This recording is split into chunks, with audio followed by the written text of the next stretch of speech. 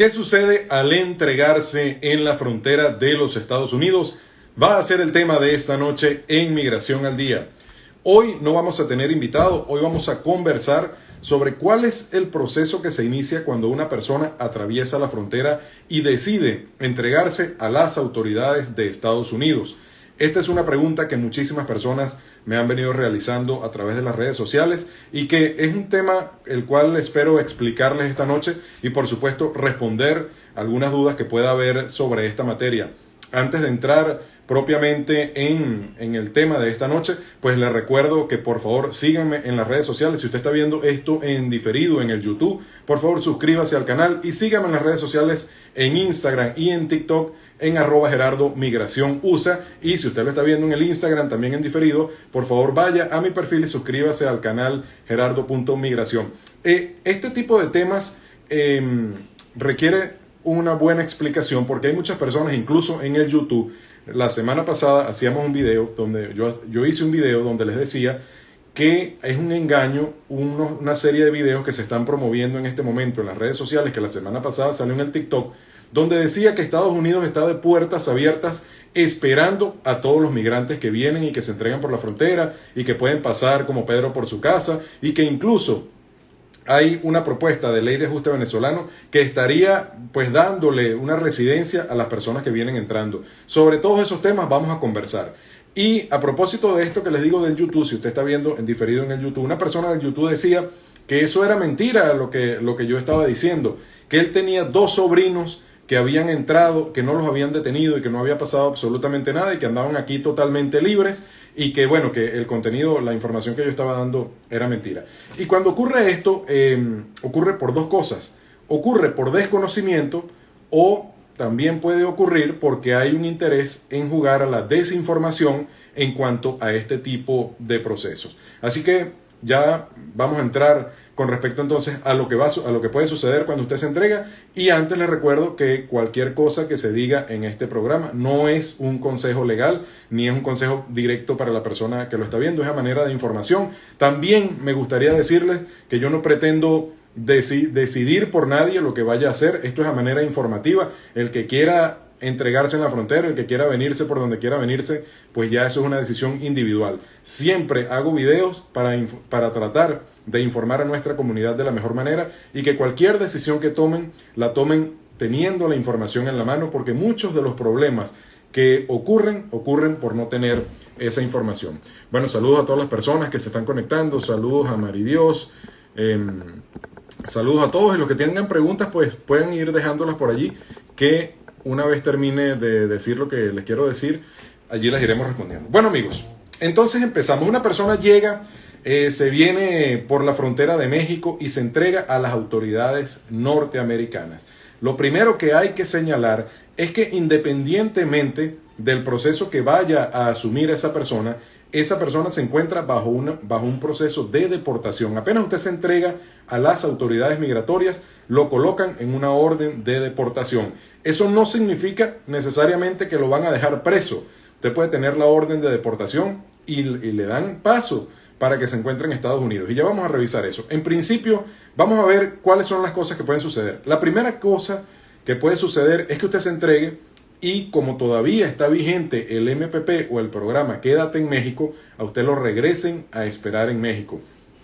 Nosotros quienes trabajamos en el área de migración y bueno, todas las personas aquí en Estados Unidos, recientemente habíamos visto una noticia donde la Corte Suprema le daba la autoridad al gobierno de terminar con el programa Quédate en México. Sin embargo, a esta fecha, ya creo que ha pasado un mes desde que la Corte dio esa autoridad al gobierno para que terminara con el programa. Ese programa aún no ha terminado y hay personas quienes se entregan en la frontera que los mandan a México a esperar su proceso allí.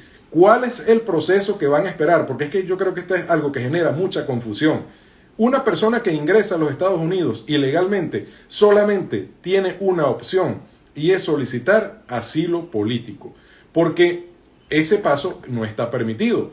Le permiten acceder porque en teoría la persona dice que viene perseguida desde su país por razones políticas, por razones de raza, por razones de religión, etcétera, por los causales que amerita solicitar el asilo. Pero no es que le dan la bienvenida a todo el que viene. De hecho, esto es en el caso de los ciudadanos venezolanos, porque a pesar de que la mayoría de mi comunidad en redes sociales son ciudadanos venezolanos, los programas los ven ciudadanos de todos los países.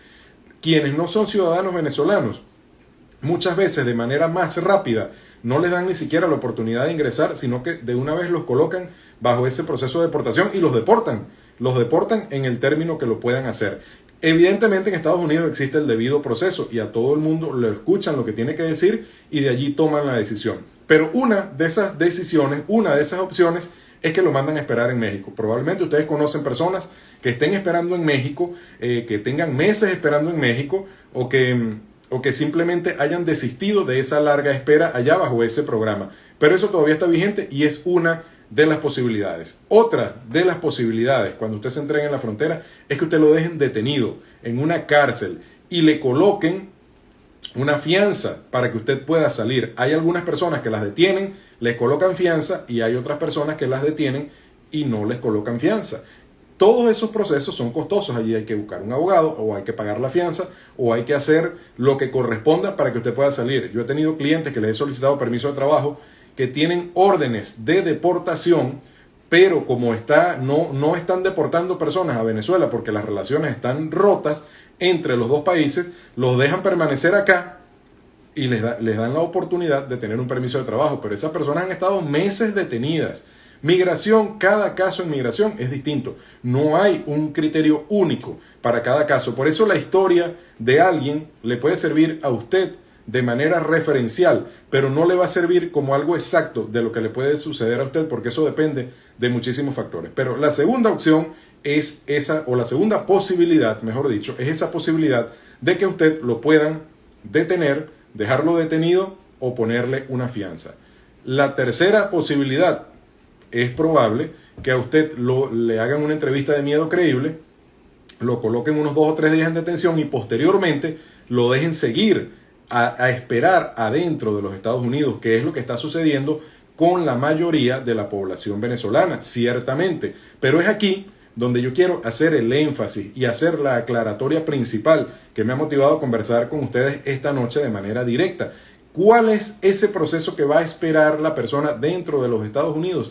Es el proceso legal que pesa sobre él por una orden de deportación. No es que la persona le dejaron entrar y que le van a dar permiso de trabajo y que bienvenido a los Estados Unidos. La persona está bajo un proceso legal de supervisión del gobierno donde tiene que presentarse constantemente ante la supervisión de los oficiales de ICE, en este caso el gobierno federal, y donde debe afrontar un proceso de remoción de los Estados Unidos ante una corte de migración. Entonces, cuando la persona dice que lo dejan pasar y que es mentira lo de la orden de deportación, amigos y amigas, cuando usted ingresa ilegalmente a los Estados Unidos y se entrega a las autoridades, ya está puesto bajo una orden de deportación que debe enfrentar dentro de los Estados Unidos y que le permiten enfrentarla en libertad. Sí, ciertamente.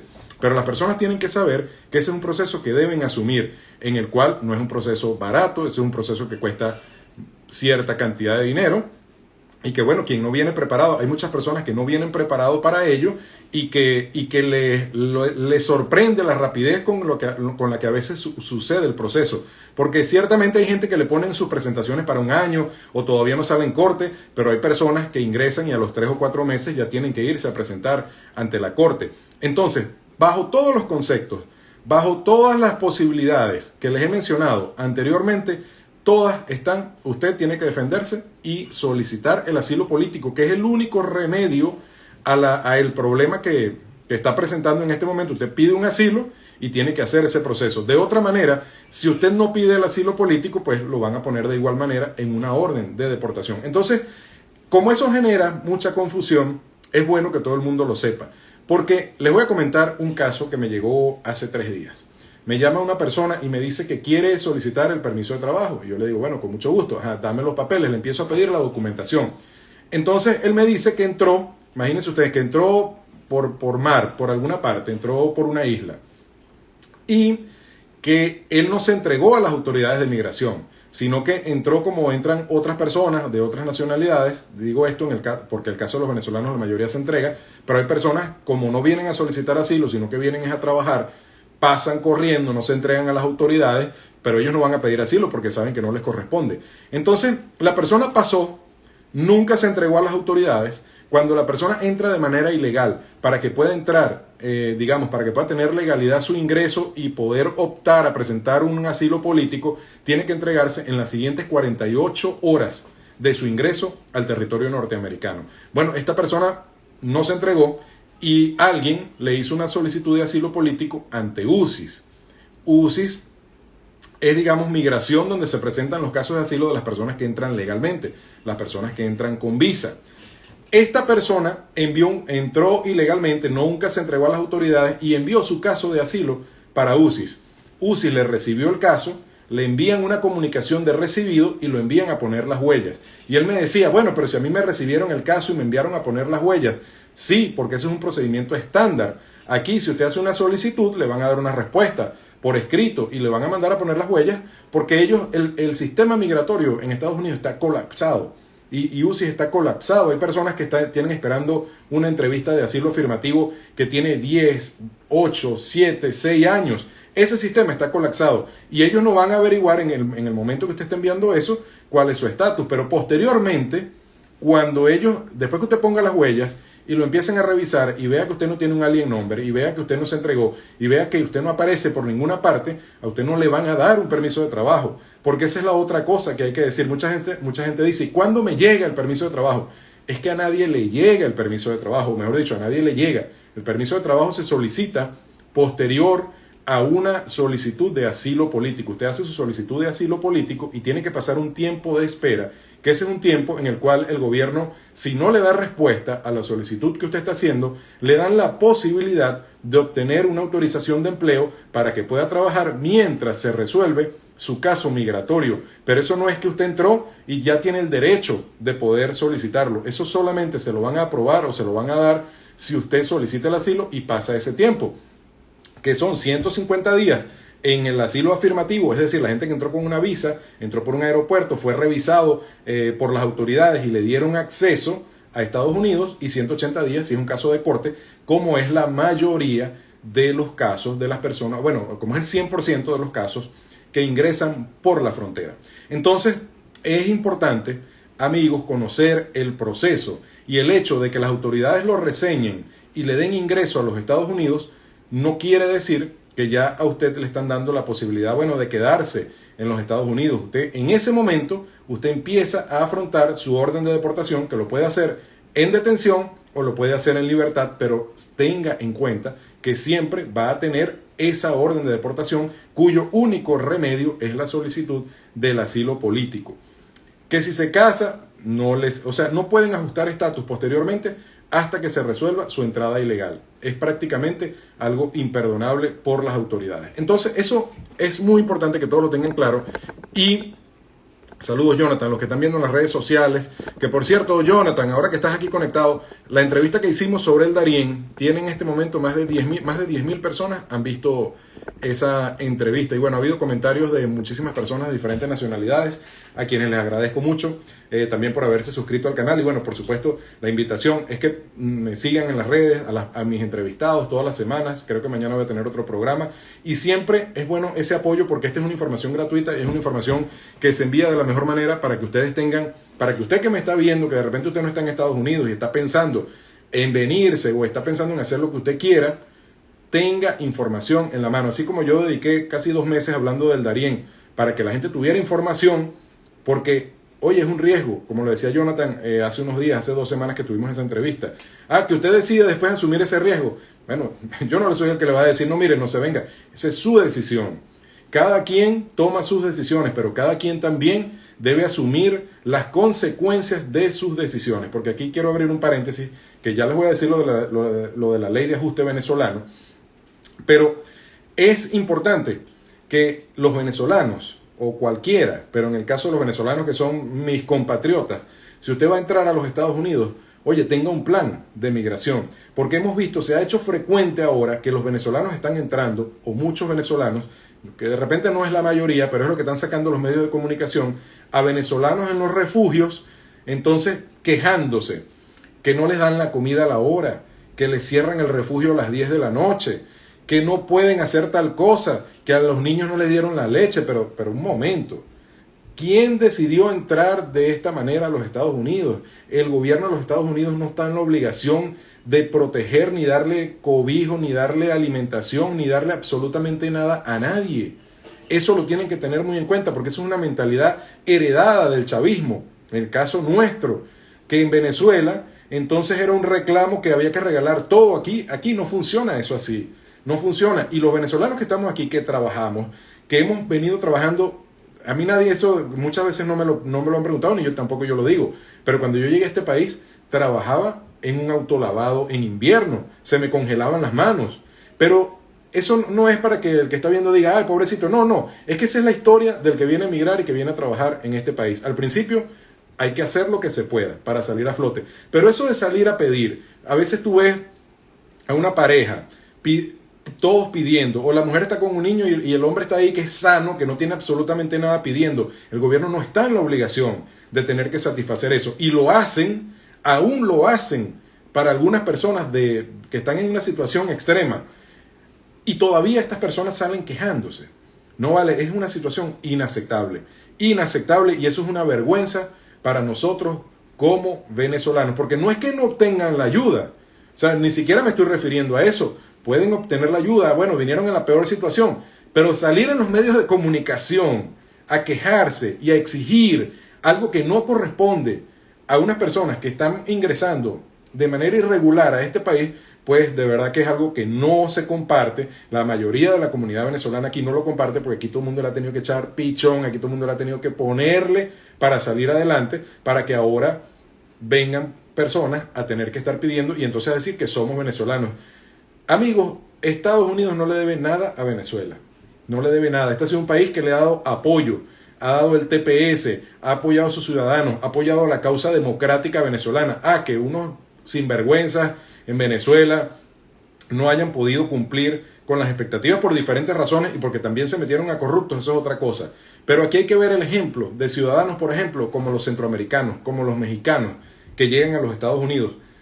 Pasan sin tener la posibilidad de poder pedir asilo. Pasan, como les mencioné al principio, pegan una carrera y se van a trabajar. Pero tú no ves a esa gente aquí metida en refugio diciendo, no, que me tienen que dar tal cosa, que me tienen que ayudar en esto. Para nada, para nada. Y esa gente que echa para adelante este país, como lo hace la mayoría de nuestra población, de nuestros ciudadanos, de nuestros conciudadanos venezolanos, lamentablemente ahora, pues se ha dado muy de moda esto, de que llegan sin un plan establecido, se van a un refugio y entonces ahí empieza la pedidera. Eso viene desde Miami, desde Nueva York, desde Texas, lo vemos por todas partes, y el gobernador de Texas ha estado enviando una cantidad de migrantes impresionantes para el centro del país, para Washington DC, para New York y para otras partes, y hay un problema político con eso. Pero bueno, cerrando el paréntesis, quiero hablarles de la ley de ajuste venezolano.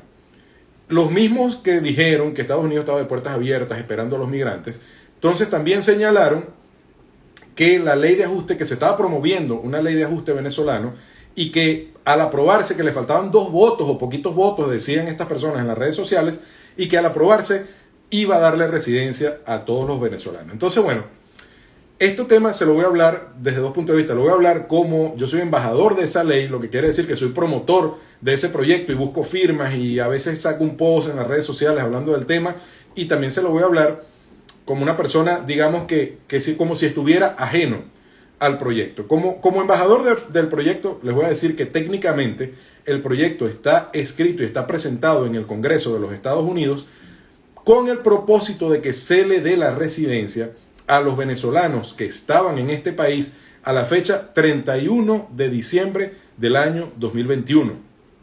Quienes ingresaron posterior a esa fecha no están considerados en ese proyecto de ley que está ahora mismo en el Congreso para que puedan obtener ese beneficio. Eso tiene diferentes razones, pero bueno, entre otras cosas, es no continuar estimulando la migración irregular, porque gracias en parte a esa masiva cantidad de personas que ha llegado posteriormente a los Estados Unidos, fue que no redesignaron el TPS, por ejemplo. Es una razón política, porque las autoridades acá piensan pensaron que de redesignar eso, por ejemplo, si lo redesignaban hasta el 31 de diciembre o hasta la fecha más actual, hace un mes cuando dieron el anuncio, pues era seguir estimulando la migración irregular, y eso es algo que la mayoría de las personas no quiere. Y bueno, ese es mi punto de vista técnico como embajador que les digo que eso tiene una fecha tope hasta el 31 de diciembre del 2021 y que es falso, absolutamente falso, que eso va a albergar o va a amparar a otros venezolanos. Eso es lo primero. Este comentario, este segundo comentario sobre la ley, se lo quiero hacer como una persona, bueno, que entendido de cómo funciona la política, que digamos que me quito la camisa de embajador de la ley y es un comentario que les quiero hacer como si fuera un amigo que les está hablando, para decirles que yo no creo que en este momento, a pesar de que se están haciendo grandes esfuerzos, que estamos haciendo grandes esfuerzos, no creo que la decisión sobre esa ley vaya a ocurrir antes del mes de noviembre, cuando son las elecciones de medio término acá en los Estados Unidos, porque es un tema sumamente complejo, el tema migratorio, es un tema que genera mucha fricción política y no siento que vaya a haber el apoyo total. Bueno, se necesita la mayoría del Congreso y la mayoría del Senado, y en este momento la ley tiene dos patrocinadores, o sea, hay dos congresistas que están apoyando la ley y estamos todos en un proceso de lobby para la ley. ¿Qué significa eso? Estamos enviando cartas, que por cierto, yo invito a los que no han firmado, firmen por la solicitud, por el apoyar la propuesta de ley, el proyecto de ley de ajuste venezolano. Envíen las cartas a los senadores. De hecho, tenemos una plataforma maravillosa donde usted lo que tiene es que darle le da clic a varias alternativas que están allí y de una vez usted le puede enviar la carta a los senadores de su estado, a los congresistas de su estado. Los invito a todos a firmar, por supuesto. Si nos está viendo en el YouTube en diferido, también los invito a firmar. Voy a dejar el link colgado también con este video. Pero bueno, estamos en el proceso de lobby, lo que significa que estamos enviando cartas, que estamos tratando de hacer reuniones, que estamos hablando con los congresistas de la mayor cantidad de estados que sea posible, con nuestra comunidad venezolana, y también estamos invitando a los que no son de la comunidad venezolana para que se sumen a este proyecto. Pero es mi visión particular. No creo que antes de esas elecciones de medio término vaya a haber un gran avance con lo que hemos estado haciendo, porque los congresistas andan ocupados, andan en sus campañas, andan viendo los que se van a reelegir, los que no, y todo eso requiere de un apoyo bipartidista en su mayoría para que pueda pasar. ¿Qué puede suceder? Claro que sí, y por eso estamos luchando, y yo creo que es tremendo proyecto que va a resolver la situación migratoria de la gran mayoría de venezolanos que se encuentra en este momento en los Estados Unidos. Pero para efectos de lo que estamos hablando esta noche, amigos, esa ley, así la aprueben mañana, no va a beneficiar a quienes entraron a partir del 1 de enero del año 2022. Entonces, no caigan en engaño. El que le venga con esos cuentos, lo que usted ve en las redes sobre ese tema es falso. ¿Quiénes se benefician de manera directa de esta situación de promoción de mentiras, de engaños a través de las redes? Todas esas personas que están cobrando miles y miles y miles de dólares para meter a las personas por una ruta peligrosa para que vengan a los Estados Unidos a entrar de manera irregular. Y repito, si usted toma esa decisión, suerte con ello. Es una decisión muy particular. Yo no estoy aquí para decirle haga esto o no haga aquello. Yo estoy aquí para informarle cuál es el proceso. Y que adicionalmente a todo eso, hay otras posibilidades de obtener visas de manera legal. Mucha gente se viene con familia y atraviesan la selva, por ejemplo, y muchos no saben que con el mismo dinero que están gastando allí, pueden tener la posibilidad de hacer un trámite de visas laborales que le permite traerse a su familia de manera legal, llegar con residencia, llegar con trabajo, llegar con papeles de una vez. Porque recuerden, aquí nadie llega con papeles, y el que entra por la frontera, desde que el momento que entra hasta que pueda tener una autorización de empleo, puede pasar muchísimo tiempo. No es un proceso estándar, todo va a depender del momento que usted meta el asilo. Va a depender si hay retardo o no hay retardo procesal, va a depender que usted le asignen una fecha de corte, va a depender que usted entregue ese caso en la corte. O hay otras estrategias legales pues, que no son el tema del programa. Se puede entregar también en UCI bajo otros motivos, pero no hay un caso único, no hay una línea de tiempo única. Desde el momento que usted entra por la frontera, puede pasar un año, puede pasar más de un año en que usted pueda tener en su mano una autorización de empleo. Entonces, esto no es un tema para desanimar a la gente, esto no es un tema, no, que está eso para que no se vayan. No, yo no, mira, si usted se viene o no se viene, esa es su decisión. Cargue después con las consecuencias de la decisión que toma, que ese es el punto, o es uno de los puntos. No tiene por qué venir nadie a resolver una situación en donde alguien de manera individual tomó esa decisión. Entonces, bueno, voy a responder preguntas que haya por acá. Si tienen preguntas, el tiempo es ahora. Saludos a mi hermano Daniel Escoto, bueno, un emprendedor chileno, un emprendedor venezolano en Chile. Pronto te entrevisto de nuevo, Daniel, para que conversemos sobre las novedades de Chile. Saludos a toda la gente en Chile. Sé que en Instagram no nos ven mucho, pero en el YouTube bastantes personas de diferentes partes de Sudamérica. Saludos a todos. Todas las dudas que puedan tener sobre las preguntas, incluso con las visas de trabajo, déjenlas por allí y yo los estoy anotando para contactarlos porque hay bastantes personas que me han escrito para eso. Vamos a ver, por aquí está una pregunta. Me han escrito el privado agradeciendo la explicación. Sí, que ese programa se ha visto muchísimo. Tengo papel de 15 días ya vencido. ¿Cómo debo proceder a arreglar el ajuste cubano? Escríbeme por el privado, por favor, que no estamos hablando aquí del tema de ajuste cubano. Si tenga preguntas sobre esos temas, me puede escribir al privado.